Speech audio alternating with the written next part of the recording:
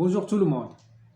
L'ordre mondial est en train de se transformer et les nouveaux acteurs ne sont autres que les universalistes et les souverainistes. Le combat entre ces deux acteurs nous mènera-t-il vers une simple dérive des alliances ou vers un désordre mondial? Restez sur place.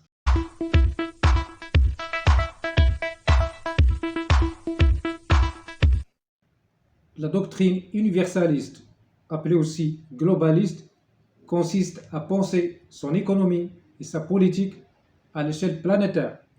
Il considère donc toute la planète comme une seule unité où l'on peut saisir des opportunités pour investir, pour s'approvisionner en matières premières ou pour profiter de la main-d'œuvre et du savoir-faire indépendamment de sa localisation.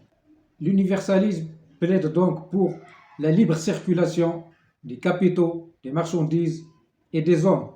Cette doctrine, qui a vu le jour au lendemain de la Seconde Guerre mondiale, vise à créer une interdépendance entre les pays dans le domaine commercial, industriel et financier pour minimiser les chances d'éclatement à nouveau d'une guerre. Mais l'universalisme, qui a longtemps servi les intérêts des grandes puissances, suscite aujourd'hui une opposition acharnée de la part des adeptes de ce qu'on appelle le souverainisme.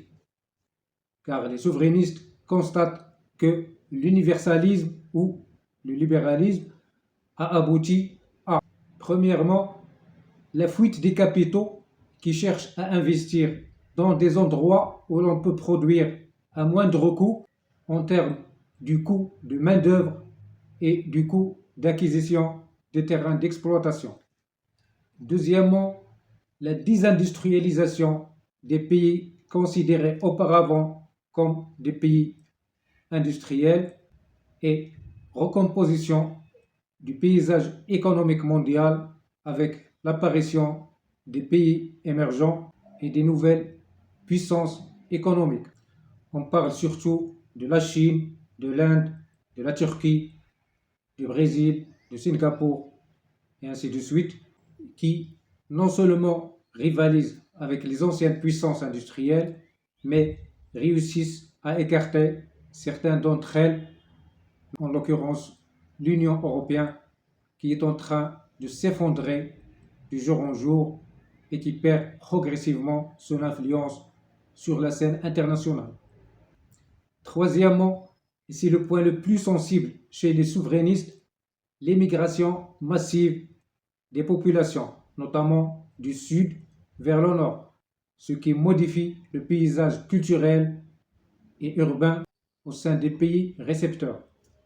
Les souverainistes entrent donc en lice pour corriger les aboutissements du libéralisme, en appelant à privilégier la souveraineté nationale en la protégeant des incertitudes liées aux intérêts stratégiques de la nation à travers des mesures comme, premièrement, assurer une autonomie économique maximale en maîtrisant les chaînes d'approvisionnement des matières premières, de l'énergie et actuellement des terres rares et les chaînes de distribution et d'écoulement des marchandises.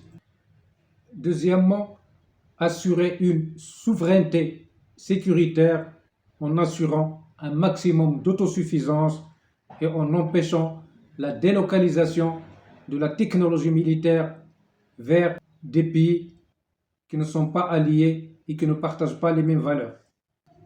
Troisièmement, resserrer les frontières et réduire l'immigration de masse, notamment l'immigration clandestine. Quatrièmement, restaurer les valeurs culturelles de la nation, notamment les grands piliers de la croyance et les valeurs familiales qui sont en train de se métamorphoser avec l'apparition de la communauté LGBT. LGBT, on le sait, c'est l'abréviation de lesbiennes, gays, bisexuels et transsexuels. Il faut dire que le souverainisme n'est pas né aujourd'hui. Il était toujours au centre des pensées des civilisations à travers l'histoire. Mais sa renaissance aujourd'hui n'est qu'une réaction contre les aboutissements du libéralisme. Il est nourri par la montée des courants nationalistes de l'extrême droite et boosté par l'émergence du Trumpisme et son mouvement MAGA aux États-Unis qui affiche le slogan America First ou le slogan Make America Great Again. Ce courant de pensée mène aujourd'hui une guerre sans pitié contre tous les libéralistes à travers le monde, y compris au sein des alliés des États-Unis, en l'occurrence l'Union européenne, sur lequel Trump a appliqué des tarifs douaniers élevés et a obligé de revoir à la hausse sa part de financement de l'OTAN. Et comme ceci n'était pas suffisant, les États-Unis cherchent à reconfigurer le nouvel ordre mondial en redessinant les zones d'influence planétaire en créant une nouvelle alliance appelée Core 5. Cette nouvelle alliance susceptible de remplacer le G7 regroupe les États-Unis, la Chine, l'Inde, la Russie et le Japon, avec absence totale des pays européens. Mais qu'en est-il des autres pays du monde? Eh bien, ça ne changera pas grand-chose. Seulement, tous les pays qui seront en dehors des grandes alliances seront, comme toujours, à la merci des convoitises des grandes puissances, notamment s'ils n'arrivent pas à mettre en valeur leurs atouts et leurs richesses. Car même si ce courant se veut souverainiste, il n'est pas moins vrai qu'il ne s'empêche pas de menacer la souveraineté des autres nations. On le voit clairement avec l'intention des États-Unis de s'approprier le Groenland, le Canada, le pétrole vénézuélien et autres, même s'il faut aller jusqu'à décapiter ou changer des régimes, et même si ceci va à l'encontre du droit international. Si on parle du Maroc, ce dernier tente tant bien que mal de ne pas sortir perdant de ce nouvel ordre mondial qui se dessine en profitant de sa position géographique stratégique qui assure une connectivité incontournable à l'échelle internationale, notamment à travers le détroit de Gibraltar, de l'initiative marocaine pour le Sahel et le projet du gazoduc Nigeria-Europe via le Maroc. Pour conclure, il faut dire qu'on assiste aujourd'hui à ce qui ressemble à une dérive des plaques tectoniques.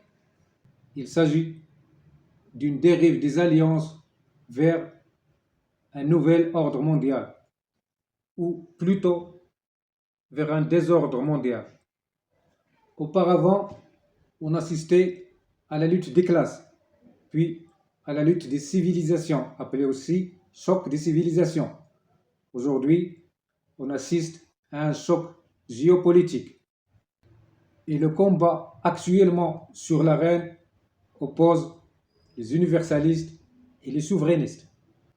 Qui l'emportera? Seul le futur nous le dira. Et c'est ainsi que s'achève cette vidéo. Merci de m'avoir suivi jusqu'ici. Laissez-moi des commentaires. Et si vous avez aimé le contenu, n'hésitez pas à liker, à partager. Et pour ceux qui ne se sont pas encore abonnés, c'est le moment de le faire. Et pour plus de vidéos, tapez seulement « Viens savoir ». À très bientôt.